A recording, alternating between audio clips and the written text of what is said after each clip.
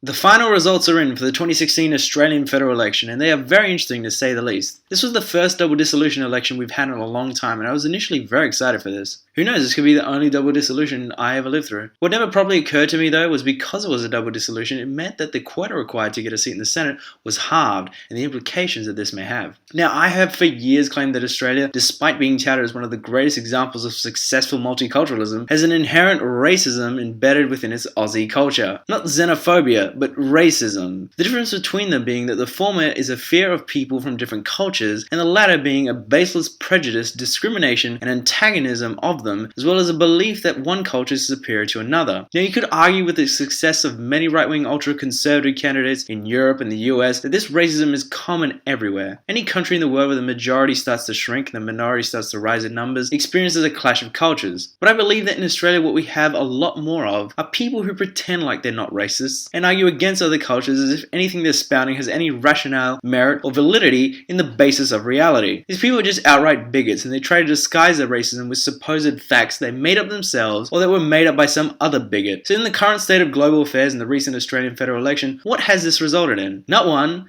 not two, but four One Nation members being elected to the Senate. This ultra right-wing group was birthed in the 90s from the leader and failed Red Priestess, Pauline Hanson. The party faded into obscurity in about the mid-2000s. Hanson was kicked out, she went to jail for a bit, and went on Dancing with the Stars. But now she's back, and with a pack of fellow racists in One Nation's most successful run at federal parliament ever. Now, I don't know a lot about the party, but you know what? You don't need to know a lot to be able to talk about them for ages. But because it would take forever, I think instead I will briefly introduce you to our four new friendly senators. First up, we have New South Wales Senator and human sloth, Brian Burston. For anyone familiar with One Nation in the 90s, he was a prominent figure in the party. He was then fired by Lady Hanson, and then a few years later, they put the past behind them and became friends again. Good for them. Burston has so far just hit us with the basics of One Nation, such as, I've never read the Quran, but I'm going to say that Islam is a religion of hate. Now, we could argue on the merits of such a statement, but until you read their scripture or do some actual research into Islam or, I don't know, take a genuine look at any Muslim community in this country, then you don't get to make such a statement. He claims that Muslims want to take over, stating, ultimately, we'll have some sort of caliphate or Sharia law in Australia. One of them, I don't know, maybe both. I find it so incredibly annoying when Islamophobes say that there'll be a caliphate or Sharia law. It just reeks of baseless fear-mongering. It's not like there's been some evidence to suggest that a significant amount of Muslim Australians have advocated for either one of them. No.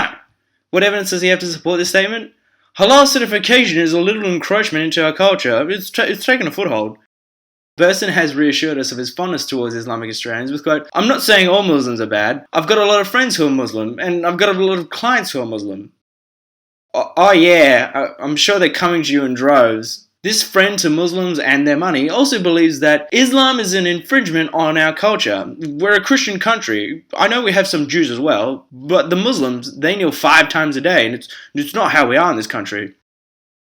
I then did what anyone who knows what Google is and search Religion Australia 2011 Census. And the first link that came up showed that Hinduism was the fastest growing religion in Australia.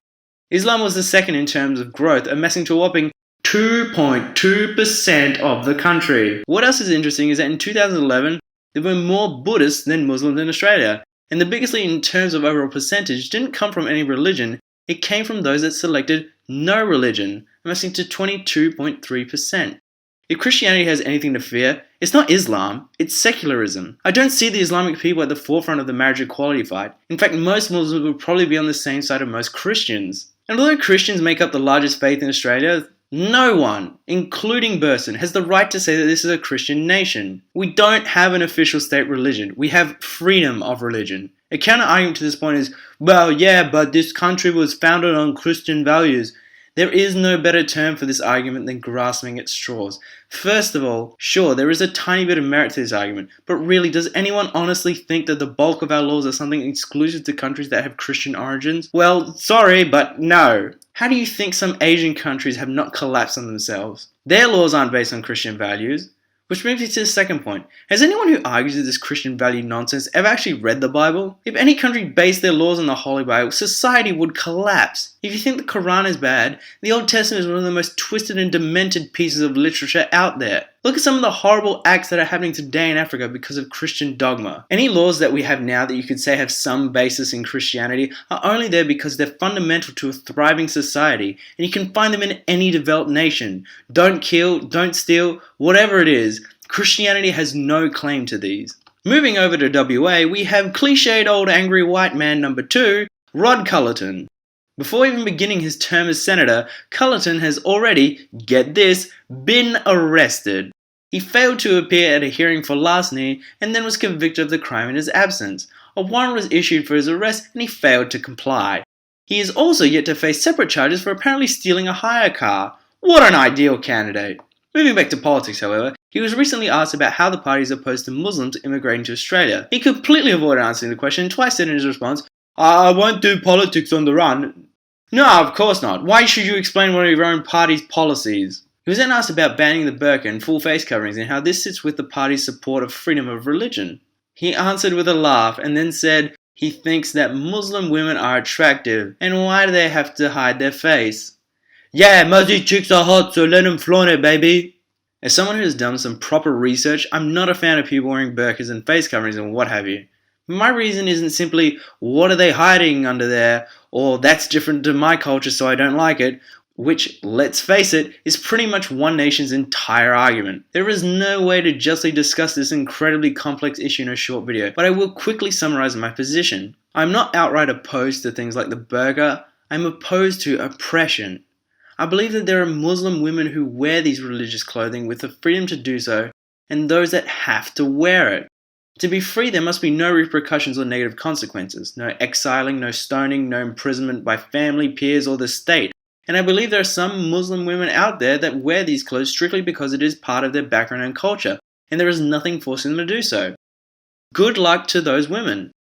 But I can say with the utmost confidence that there are women out there who feel like they have to wear specific types of clothing because they genuinely fear the consequences of not doing so. Their husbands might leave them, their parents and relatives might abandon them, or perhaps worse.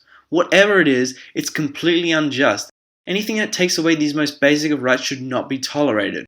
It objectifies women and treats them like second-class citizens based solely on their gender. Now you may not agree with my argument, but in a very short space of time, I was able to clearly and concisely explain where I stand on the position.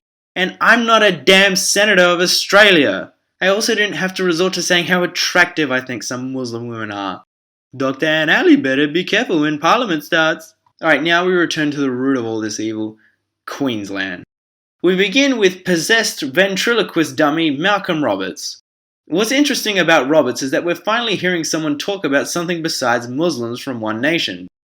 So what does he want to talk about? Quote, "There is not one piece of empirical evidence anywhere, showing that humans cause, through their carbon dioxide production, affect in any way climate." Yes, you heard correctly, another climate science denier, and it doesn't just stop at denying the science. He wants an investigation done into the CSIRO and the Bureau of Meteorology. This guy believes that climate change is a hoax, a scam concocted by the UN and international banks. He's written numerous reports in which he argues this point and cites numerous fellow conspiracy theorists like Holocaust denier Eustace Mullins. You can't make this shit up.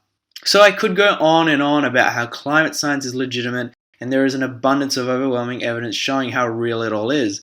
But the fact is that this guy has his mind so hell-bent against climate change that no matter what you show him, he'll deny it's actually happening. Instead, I pose this question to you, the viewer. Roberts believes that it's a conspiracy made up by the UN and international banks for their own personal gain and to install some sort of global socialist order. If that's the case, what do over 97% of scientists across the world who agree with the science stand to gain from being in on this scam? Are they all in on it too? Are they going to make millions from it? And if it really is this monumental conspiracy, how has this not shown up anywhere on WikiLeaks or the Snowden file or any hacked secret government files from anywhere in the world? Because it's a wild theory fabricated by a lunatic who is now a senator of Australia. Okay, so last but not least, we finally come to the heart of the party. Pauline Hanson. What else is there to say about Hanson? If you're an adult in Australia, you know who she is. That sounds like an obvious statement, but she's a notorious politician and more well known than most, I want to say, real politicians. From what I gather, she has the same views as those that I've shared about her new colleagues. She agrees with Roberts on climate change, arguing, and I kid you not, because she's seen lots of trees and green in remote Queensland.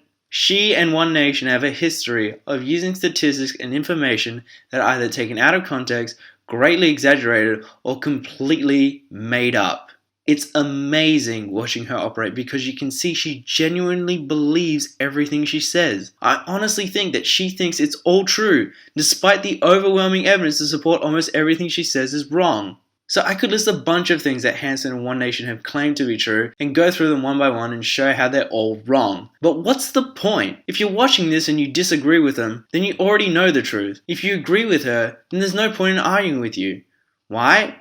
Because just like Hanson, you have manipulated what you see to be reality in order to conform with your own personal belief. I'm not saying this to be mean, this has happened many times. People have presented Hanson with actual facts and statistics, and response is just to deny them. Instead, what I like to talk about is what she wants everyone to talk about. Media spin. Hanson believes that the media is unfair to her and incorrectly paints her as a bigot and a racist. She denies this and says that the media spins everything she says and doesn't represent her properly. Okay then, let's give her the benefit of the doubt. In her defense against accusations of racism, she says that she isn't a racist and Islam isn't a race. If you want to get technical, then yeah, she's right. Islam isn't a race. She adds to this by stating she didn't have a problem with Muslims, but with Islam. Well, now, if she's not a racist, surely she doesn't mean that she's completely 100% intolerant of Islamic culture, because that's kinda racist. I think it's fair to assume that in her pursuit to defend herself from being labelled a racist, and One Nation relentlessly arguing that a caliphate is imminent,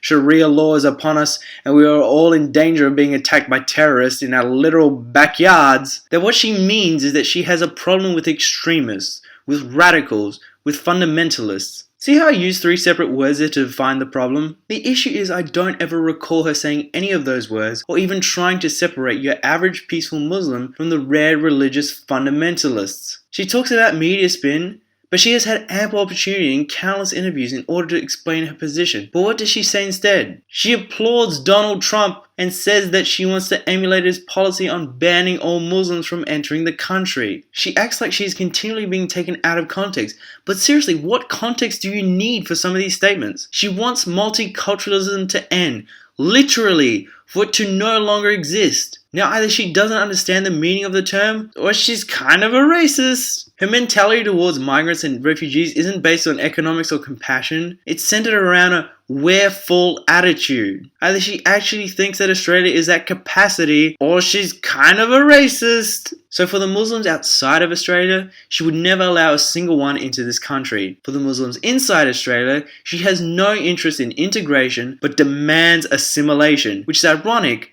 because it's exactly what she accuses the Muslims of wanting. For goodness sakes, she wants a royal commission into whether or not Islam is a religion, arguing that it's just a political ideology. She doesn't want to stop the spread of Islamic fundamentalists. She doesn't want Muslims in Australia, period. What's even worse is that all these terrible attitudes that she brings are not restricted to Islam. Many of you may know that when she was elected in the 90s, her platform was centered around Australia being swamped by Asians, and she still stands by this statement. She also fought, and will more than likely continue to fight, immensely against aiding Aboriginal Australians and their communities. Her entire ideology is centered around defending and restoring an Australia based almost exclusively on traditional Anglo and Christian values. You don't need to spin anything because she says it all herself. All the evidence anyone needs to confidently label her a racist comes from her own mouth and her policies. But just like all the evidence on statistics, radicalization, and climate change that she just simply dismisses, she has the same attitude towards anyone calling her a racist.